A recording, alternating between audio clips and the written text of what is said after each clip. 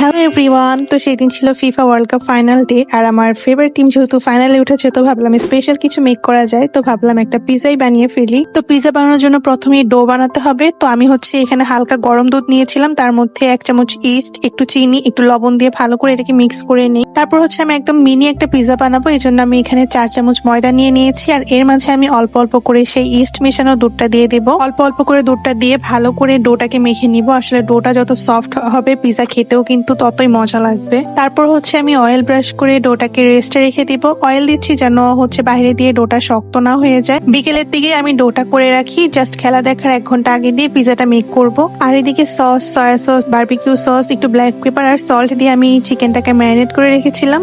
আর সেটা আমি 5 থেকে 6 মিনিটের জন্য এখন একটু চিকেনটা ভেজে নিব। বেশি ভাজা যাবে না, বেশি ভাজলে চিকেনটা একদম শক্ত হয়ে যাবে, তখন আর পিজা খেতে মজা লাগবে না। তো আমি অল্প করে ভেজে নিয়েছি। আর এই তো আমার পিজার আদার্স টপিং গুলো আমি এখানে রেডি করে নিয়েছি। তারপরেই তো খেলার ঠিক 1 ঘন্টা আগে দিয়ে আমি পিজাটা মেক করছি। দেখুন ডোটা ফুলে একদম কি সুন্দর ফ্লাফি হয়ে গিয়েছে।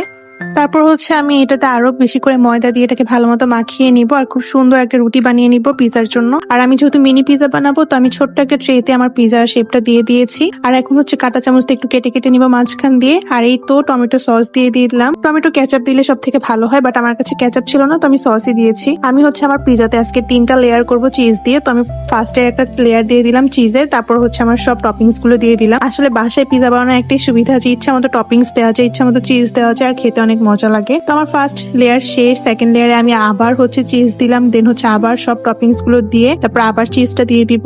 আমি একদম একটা মোজারেলা চিজ এখানে ইউজ করেছি। তারপর এখানে অরিগানো দিয়ে দিব, পিজার মেইন ইনগ্রেডিয়েন্টস। আর এই তো আমার পিজা রেডি।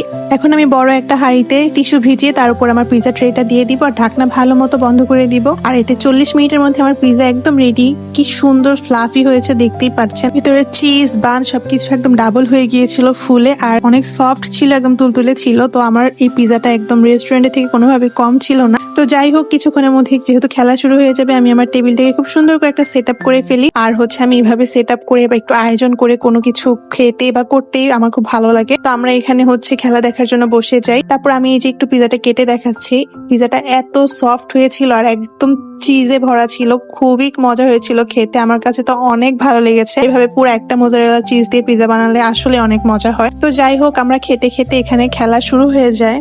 তো প্রথম তো খেলাটা খুবই এনজয় করছিলাম। আর ফিফার লাস্ট ওয়ার্ল্ড কাপ ম্যাচ হিসেবে দেখছি, বিয়ের পর এটাই আমাদের ফার্স্ট ওয়ার্ল্ড কাপ। তো আমরা খুব ভালো মতো এনজয় করছিলাম, একদম প্রথম ম্যাচ থেকে আজ পর্যন্ত ফাইনাল ম্যাচ এনজয় করছিলাম। বাট সেই দিন ফাইনাল ম্যাচে শুরু হওয়ার কিছুক্ষণ পর থেকে মনটা খারাপ হয়ে যায়, কারণ ইয়েলো কার্ড পাওয়া শুরু করে। তারপর তাদের খেলার কি বলবো, স্ট্র্যাটেজিও খুব একটা ভালো ছিল না, খুবই খারাপ খেলেছে অন্যান্য দিনের তুলনায়। কারণ অন্যান্য ম্যাচগুলোতে তারা যে সুন্দরভাবে কামব্যাক গুলো দিয়েছিল, সেদিন আসলে তেমন কিছুই ছিল না। তো খুবই মনটা খারাপ ছিল। আর সব থেকে বড় কথা, 90 মিনিটের মধ্যে একটা শটও তারা দিতে পারেনি গোলে। তো এটা আরো বেশি খারাপ লাগছিল। এরপরে তো আর কি, হতাশই হয়ে গেলাম। তারপর স্পেন একটা গোল দিয়ে দেয়। এরপর বুঝে গেলাম আজকে আসলে আর্জেন্টিনা কামব্যাক দিবে না, কারণ তাদের খেলা দেখে সেটা একদমই মনে হচ্ছিল না। বাট তারপরও কি আর করার, খেলাতে হার জিত থাকবেই। তো তারপরও মেসির লাস্ট ম্যাচ হিসেবে ভেবেছিলাম যে হয়তো জিতে যাবে আর্জেন্টিনা। তো যাই হোক, মেসির মাধ্যমে আসলে ফুটবল খেলার প্রতি এত জনপ্রিয়তা হয়েছে বা ফুটবল খেলা দেখার আগ্রহ হয়েছে। তো লাস্ট ম্যাচ যেহেতু ছিল, খুবই একটু মন খারাপও ছিল। তো যাই হোক, তার জন্য অনেক অনেক শুভকামনা। আর যাই হোক না কেন, সে সবসময় গ্রেটেস্ট অফ অল টাইমই থেকে যাবে, কারণ তার খেলা আসলে ম্যাজিকের মতো।